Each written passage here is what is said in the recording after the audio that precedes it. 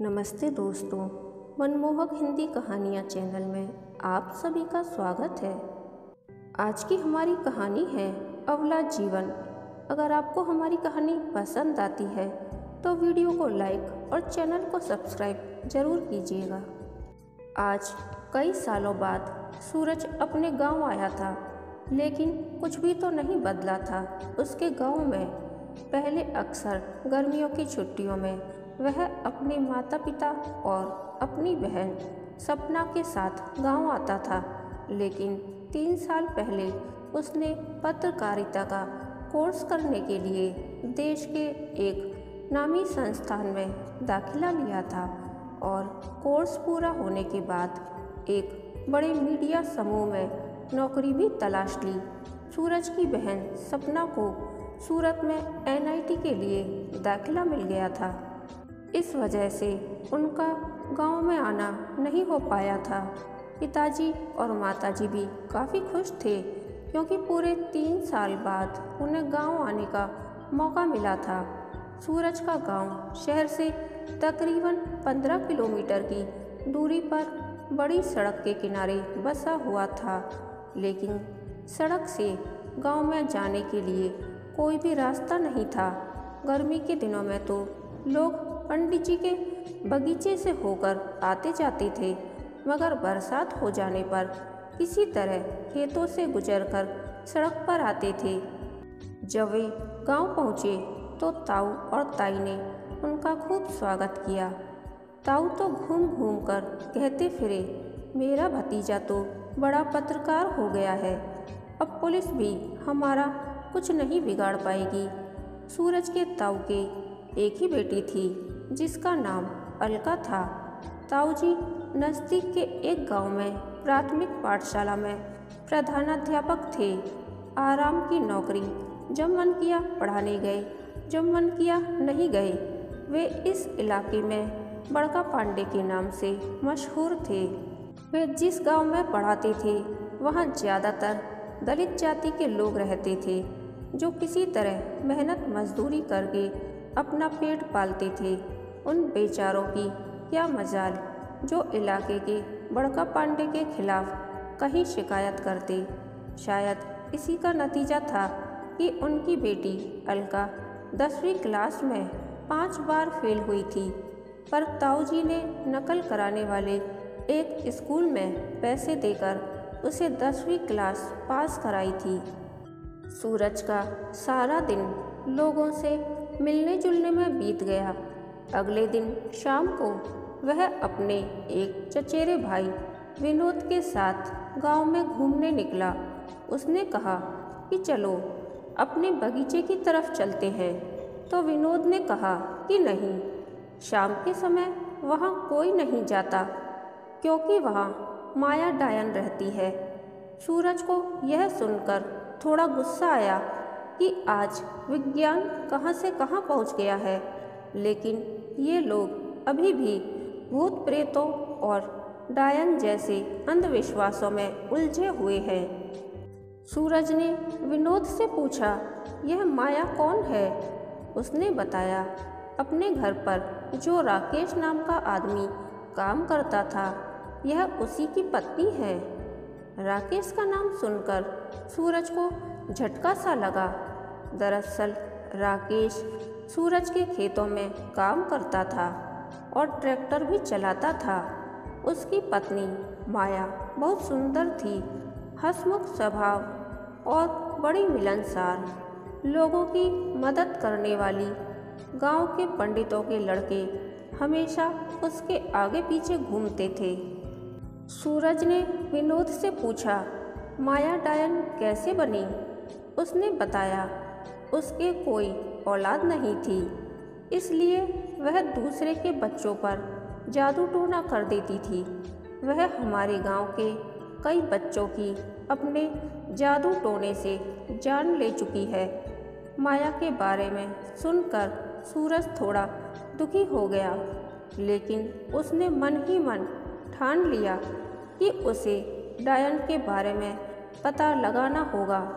जब थोड़ी रात हुई तो सूरज शौच के बहाने लोटा लेकर घर से निकला और अपने बगीचे की तरफ चल पड़ा।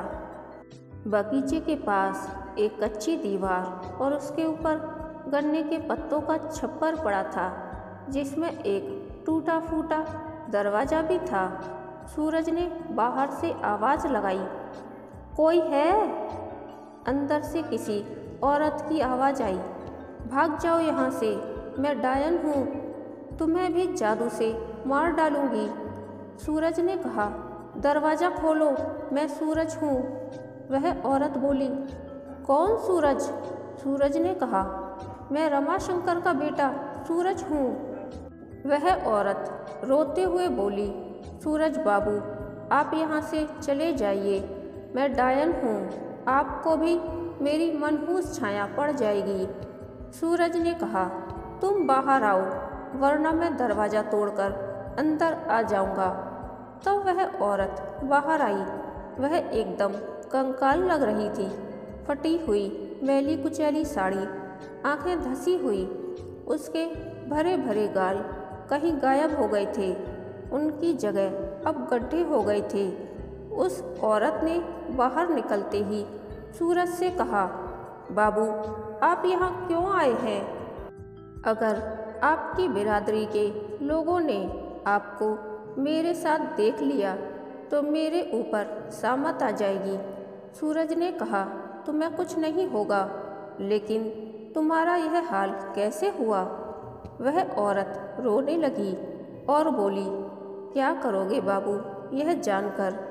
सूरज ने उसे बहुत समझाया तो उस औरत ने बताया, तकरीबन 2 साल पहले मेरे पति की तबीयत खराब हुई थी। जब मैंने अपने पति को डॉक्टर को दिखाया तो उन्होंने कहा कि इसके दोनों गुर्दे खराब हो गए हैं, इसका ऑपरेशन करके गुर्दे बदलने पड़ेंगे। लेकिन पैसे न होने के चलते मैं उसका ऑपरेशन नहीं करा पाई और उसकी मौत हो गई। पति की दवा दारू में मेरे गहने बिक गए थे और हमारी 1 बीघा ज़मीन परशुराम पंडित के यहाँ गिरवी हो गई। अपने पति का क्रियाकर्म करने में जो पैसा लगाया था वह सारा परशुराम पंडित से लिया था। उन पैसों के बदले उसने हमारी ज़मीन अपने नाम लिखवा ली। पर मुझे तो यह करना ही था, वरना गांव के लोग मुझे जीने नहीं देते। पति तो परलोक चला गया था। सोचा कि मैं किसी तरह मेहनत मजदूरी करके अपना पेट भर लूँगी। फिर मैं आपके खेतों में काम करने लगी, लेकिन परशुराम पंडित मुझे अक्सर आते जाते घूर कर देखता रहता, पर मैं उसकी तरफ कोई ध्यान नहीं देती थी। एक दिन मैं खेतों से लौट रही थी, थोड़ा अंधेरा हो चुका था। तभी खेतों के किनारे मुझे परशुराम पंडित आता दिखाई दिया। वह मेरी तरफ ही आ रहा था। मैं उससे बचकर निकल जाना चाहती थी, लेकिन पास आकर उसने मेरा हाथ पकड़ लिया और बोला, कहाँ इतना सुंदर शरीर लेकर तू दूसरों के खेतों में मजदूरी करती है? मेरी बात मान, मैं तुझे रानी बना दूंगा। आखिर तू भी तो जवान है, तू मेरी ज़रूरत पूरी कर दे, मैं तेरी ज़रूरत पूरी करूंगा। मैंने उससे अपना हाथ छुड़ाया और उसे एक तमाचा जड़ दिया। मैं अपने घर की तरफ दौड़ पड़ी। पीछे से उसकी आवाज़ आई, तूने मेरी बात नहीं मानी है ना? इस थप्पड़ का मैं तुझसे ज़रूर बदला लूँगा। कुछ महीनों के बाद रामू का बेटा और मुन्ना की बेटी बीमार पड़ गईं। शहर के डॉक्टर ने बताया कि उन्हें दिमागी बुखार हो गया है, लेकिन परशुराम पंडित और उसके चमचे कल्लू ने गांव में यह बात फैला दी कि यह सब किसी डायन का किया धरा है। उन बच्चों को अस्पताल से निकालकर घर लाया गया और एक तांत्रिक को बुलाकर झाड़ फूंक होने लगी, लेकिन अगले दिन ही दोनों बच्चों की मौत हो गई। तो परशुराम पंडित ने उस तांत्रिक से कहा, कि बाबा उस डायन का नाम बताओ जो हमारे बच्चों को खा रही है। उस तांत्रिक ने मेरा नाम बताया तो भीड़ मेरे घर पर टूट पड़ी। मेरा घर जला दिया गया, मुझे मारा पीटा गया, मेरे कपड़े फाड़ दिए गए और सिर मुड़वाकर पूरे गांव में घुमाया गया। इतने से भी उनका मन नहीं भरा और उन लोगों ने मुझे गांव से बाहर निकाल दिया। तब से मैं यही झोपड़ी बनाकर और आसपास के गांवों से कुछ मांगकर किसी तरह जी रही हूँ। उस औरत की बातें सुनकर सूरज की आंखें भर आईं। उसने कहा, मैं जैसा कहता हूँ वैसा करना। मैं तुम्हारे माथे से डायन का यह कलंक हमेशा के लिए मिटा दूंगा। सूरज ने उसे धीमी आवाज़ में समझाया तो वह राजी हो गई। सूरज ने गांव में यह बात फैला दी कि माया को कहीं से सोने के 10 सिक्के मिल गए हैं। पूरा गांव तो डायन से डरता था, लेकिन एक दिन परशुराम पंडित उसके घर पहुंचा और बोला, क्यों री माया, सुना है कि तुझे सोने के सिक्के मिले हैं। ला, सोने के सिक्के मुझे दे दे, नहीं तो तू जानती है कि मैं क्या कर सकता हूँ। जब पिछली बार तूने मेरी बात नहीं मानी थी तो मैंने तेरा क्या हाल किया था, भूली तो नहीं होगी। मेरी वजह से ही तू आज डायन बनी फिर रही है। अगर इस बार तूने मेरी बात नहीं मानी तो मैं तेरा पिछली बार से भी बुरा हाल करूँगा। वह माया को मारने ही वाला था कि सूरज गांव के कुछ लोगों के साथ वहां पहुंच गया। इतने लोगों को वहां देखकर परशुराम पंडित की घिघी बंद गई। वह बड़बड़ाने लगा। इतने में माया ने अपने छप्पर में छिपा कैमरा निकालकर सूरज को दे दिया। परशुराम पंडित ने कहा, यह सब क्या है।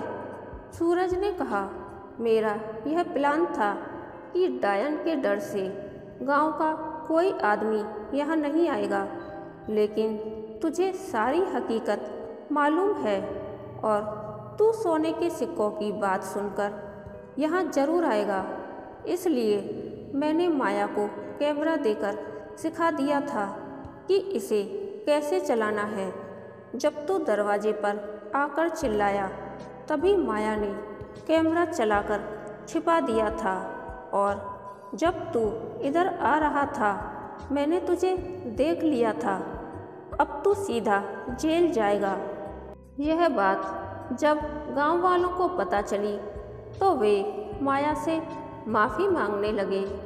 परशुराम पंडित को उसके किए की सज़ा मिली। पुलिस ने उसे गिरफ्तार कर लिया। भीड़ से घिरी माया सूरज को देख रही थी, मानो उसकी आंखें कह रही हों, मेरे सिर से डायन का कलंक उतर गया सूरज बाबू। सूरज ने अपने नाम की तरह अंधविश्वास के अंधेरे में खो चुकी माया की जिंदगी में उजाला कर दिया था। कहानी के अंत तक बने रहने के लिए धन्यवाद। यह कहानी आपको कैसी लगी प्लीज़ कमेंट करके बताइए।